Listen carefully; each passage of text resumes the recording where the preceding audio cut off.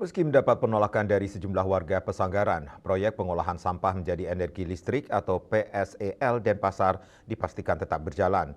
Wakil Gubernur Bali, Nyoman Giri Prasta menegaskan, proyek tersebut merupakan program strategis pemerintah pusat untuk menangani krisis sampah di Bali.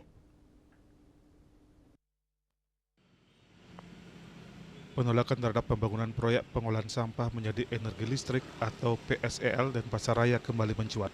Sejumlah warga Pesanggaran menilai lokasi proyek terlalu dekat dengan pemukiman, kawasan suci dan jalur pariwisata.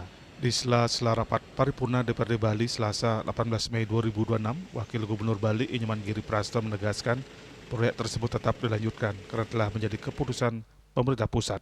Giri Prasta menyebut proses kerjasama proyek strategis tersebut sudah tuntas dan kini tinggal memasuki tahap pembangunan. Ia juga meminta seluruh pihak mendukung keberadaan PSEL sebagai solusi jangka panjang persoalan sampah di Bali. Menurutnya, PSEL berbeda dengan tempat pembuangan akhir konvensional karena menggunakan teknologi pengolahan modern yang mengubah sampah menjadi energi listrik tanpa sistem penimbunan sampah terbuka.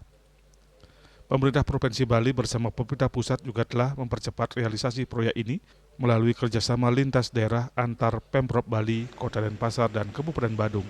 PSEL Denpasar ditargetkan menjadi model pengolahan sampah modern berbasis energi bersih di tingkat nasional.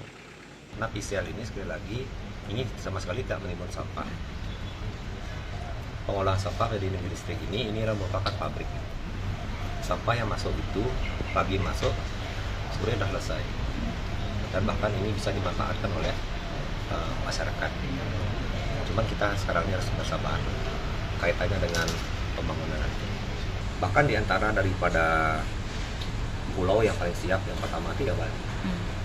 Dan semoga nanti ke depan dengan PCL ini selesai, Bali ini bisa dijadikan salah satu role model di tingkat nasional. Sementara itu, groundbreaking proyek PSEL dijadwalkan berlangsung pada bulan Juli tahun 2026 dengan target operasional pada akhir 2027 mendatang. Fasilitas ini nantinya diproyeksikan mampu mengolah sekitar 1.200 ton sampah per hari dari wilayah Denpasar dan Badung. Winato Bali TV.